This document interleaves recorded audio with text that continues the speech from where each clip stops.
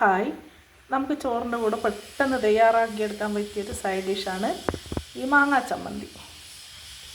എന്തെല്ലാം വേണ്ടതെന്ന് വെച്ചാൽ കുറച്ച് തേങ്ങ, പിന്നെ മാങ്ങ ചെറുതായിട്ട് അരിഞ്ഞിട്ട്, പിന്നെ ഉപ്പ്, ഇഞ്ചി, പച്ചമുളക്, ചെറിയുള്ളി എടുത്തിട്ടുണ്ട് ഞാൻ, കുറച്ച് വെളുത്തുള്ളി കണ്ടില്ലേ, എല്ലാം ചെറുതായിട്ട് അരിഞ്ഞിട്ടുണ്ട്, അല്ലെങ്കിൽ അത് മിക്സായിട്ട് കിട്ടൂലേ. കരിവേപ്പില എടുത്തിട്ടുണ്ട്. കരിവേപ്പില എല്ലാത്തിൻ്റെ കൂടി നല്ലതാണ്. നമ്മളെ വീട്ടിൽ തന്നെ വളർത്തിയാൽ ചിലപ്പോൾ അത് കുരുടിച്ച് പോയിട്ടുണ്ടെങ്കിൽ നമ്മൾ കഞ്ഞിവെള്ളം ഉണ്ടെങ്കിൽ കുറച്ച് കഞ്ഞിവെള്ളം 2-3 ദിവസം പുളിപ്പിക്കുക.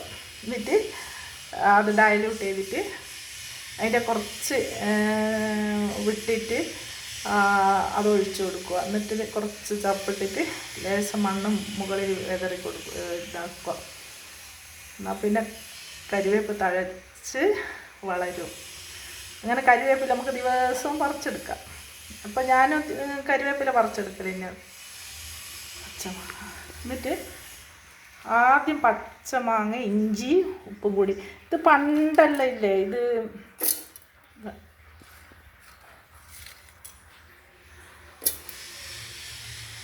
അമ്മിമേല അരച്ചെടുക്കൽ.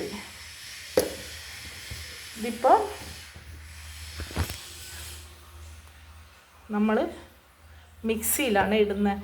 ഇതിപ്പോൾ അധികം അരയാൻ പാടില്ല, അധികം അരഞ്ഞാൽ ഇതിൻ്റെ ടേസ്റ്റ് ഉണ്ടാവില്ല. അതുകൊണ്ട് കുറച്ച് അരയാൻ പാടില്ല. പിന്നെ അതിന് ശേഷം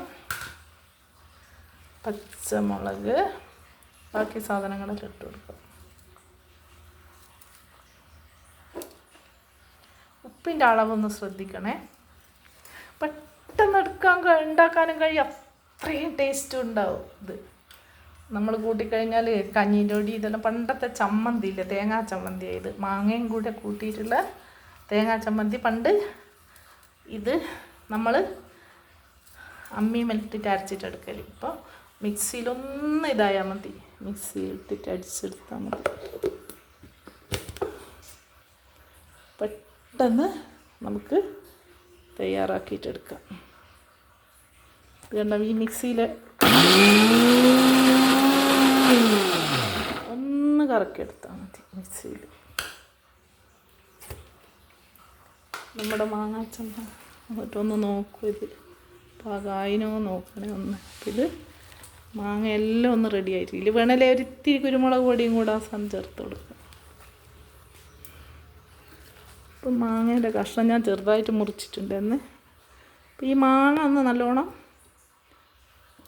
അരഞ്ഞ് ചേരണേ, അധികം അരയാൻ പാടില്ല. പക്ഷെങ്കിൽ മാങ്ങ നന്നായിട്ട് അരഞ്ഞ് ചേരണം.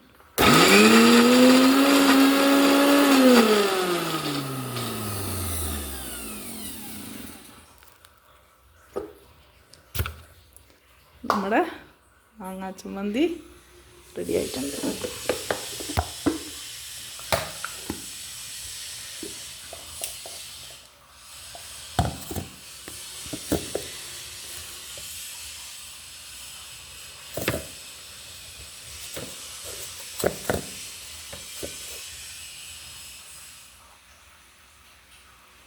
ഉപ്പ് ഇതും എല്ലാം കണക്കാണ്. എൻ്റെ ചാനൽ ഇഷ്ടപ്പെട്ടിട്ടുണ്ടെങ്കിൽ സബ്സ്ക്രൈബ് ചെയ്യാൻ മറക്കരുത്. സൂന സൗരഭ്.